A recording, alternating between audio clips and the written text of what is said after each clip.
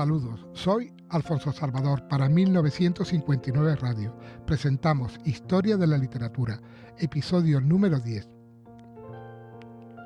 Literatura árabe y hebrea postbíblica. Caracteres de la literatura árabe.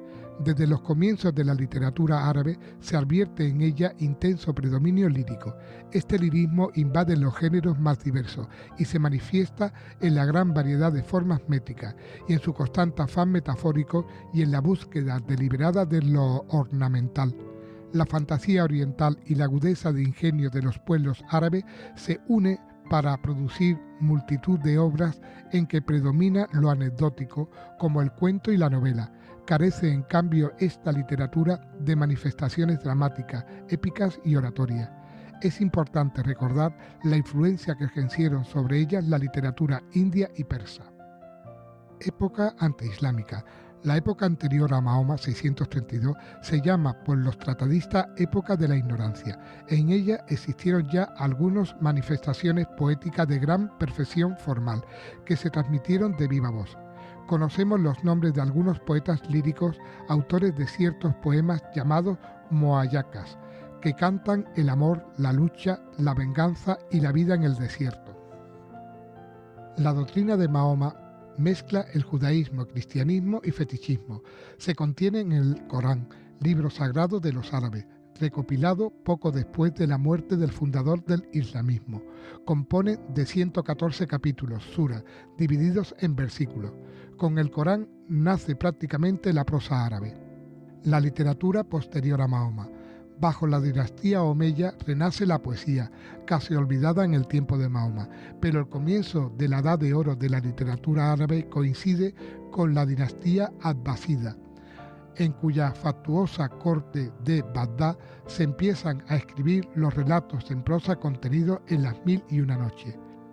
Es esta una extensa colección narrativa de toda suerte de asuntos, fantásticos o reales, cortesanos o picarescos, en que se da a conocer la refinada sociedad de Bagdad y cuya finalidad no es otra que divertir. Los cuentos proceden de diversas fuentes, principalmente persas. La prosa de contenido filosófico o teológico tuvo también destacados cultivadores del saber enciclopédico, como Al-Qidín, siglo IX, comentador de Aristóteles, Avicena, siglo XI, célebre médico cuya influencia en Europa persistió durante toda la Edad Media, Al-Ghazal, siglo XI, el gran teólogo musulmán. Literatura arábigo-española. La poesía. La cultura musulmana alcanzó en España su máximo esplendor y se desarrolló con caracteres propios. En la época del califato cordobés, con la independencia política, se produce también la cultura, que alcanza su culminación con los reyes de Taifa. La poesía árabe, refinada y artificiosa, acentúa su brillantez y sonoridad en el suelo español.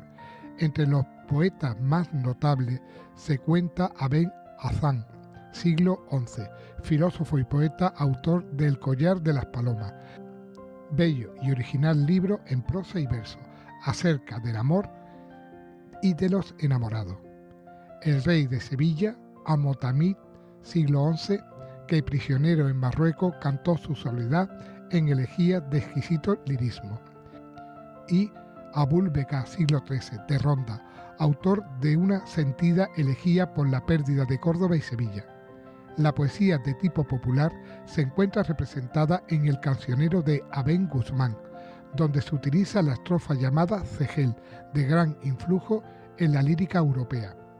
La prosa. El cultivo de la prosa científica logró en España un desarrollo superior aún al de la poesía. Los grandes representantes de la filosofía árabe, Aben Pasé, siglo XII, de Zaragoza, comentarista de Aristóteles y autor de El régimen del solitario, obra de inspiración platónica, que influyó poderosamente en el pensamiento medieval. Aben Tofail, siglo XII, de Guadix, autor de la novela conocida con el nombre de El filósofo autodidacto, en que trata de mostrar la armonía entre la razón y la fe. El argumento se basa en un cuento árabe, utilizado según parece por Gracián en el siglo XVII para escribir la primera parte de El Criticón. A todos sobrepasa en importancia el cordobés Averroes, siglo XII, figura sobresaliente de la filosofía medieval, cuyo saber fue enciclopédico. Sus comentarios de Aristóteles se difundieron mucho por Europa y favorecieron la penetración del pensamiento aristotélico en la filosofía cristiana. En su libro Relaciones entre la ciencia y la religión intenta resolver la difícil cuestión del acuerdo de la razón y la fe. Su obra más original es la conocida en la Edad Media con el nombre de Destrucciones Destructionis, que combate al filósofo y teólogo Ahazel. Aben Arabí nació en Murcia en 1165, recorrió Andalucía, el norte de África y el Próximo Oriente. Murió en Damasco en 1240. Su libro fundamental se conoce con el nombre de Revelaciones de la Meca. Aben Arabí es el representante principal de las tendencias místicas en el islamismo. Es enorme su trascendencia dentro del misticismo musulmán y se advierte también su huella en la obra de Raimundo Lulio y de Dante. Literatura hebrea posbíblica. Literatura rabínica. Después de su dispersión en el siglo I de la era cristiana, los hebreos continuaron empleando su lengua para escribir un conjunto de obras que reciben el nombre de literatura rabínica. Llámese así por ser obra de los rabinos o maestros hebreos.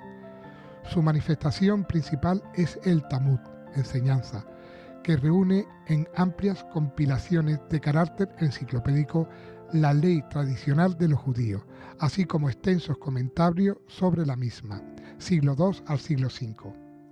La literatura hispanohebraica. La literatura hebrea alcanza durante la Edad Media una época de esplendor extraordinario en territorio español, gracias a la buena acogida que encuentran los sabios judíos entre los reyes y príncipes musulmanes y después en los reinos cristianos. Los hebreos, además de su propia lengua, emplearon también el árabe y aún el romance, y no se limitaron a comentarios de la Sagrada Escritura, sino que cultivaron con éxito la poesía lírica, o trataron en prosa los más variados temas científicos. Salomón ben Gabirol, siglo XI, llamado Abicerrón por los escolásticos, poeta y filósofo neoplatónico, fue natural de Málaga y vivió algún tiempo en la corte mora de Zaragoza y Granada. Sus mejores obras es La Corona Real, poema sagrado de inspiración bíblica. Su libro filosófico Fuente de la Vida, traducido al árabe, al latín, fue muy divulgado entre los escolásticos. Yehudá Aleví o Judá Leví, siglo XII, de Tudela, fue también filósofo y poeta. En un diálogo filosófico en prosa árabe, el Kuzarí exalta su religión y su pueblo, a la vez que defiende la superioridad de la fe sobre la razón. Como poeta, sus siónidas recuerdan, por el tono bíblico, los salmos de David. Maimónides o Moisés ben Maimón, siglo XII, es el más profundo pensador judío de la Edad Media. Nació en Córdoba y murió en El Cairo, después de haber ejercido la medicina. En su libro filosófico-teológico Guía de Descarriado, acomete el problema de la relación entre la fe y la razón. Por eso, y por la densidad, rigor y claridad de su pensamiento, ha sido llamado el Santo Tomás del judaísmo.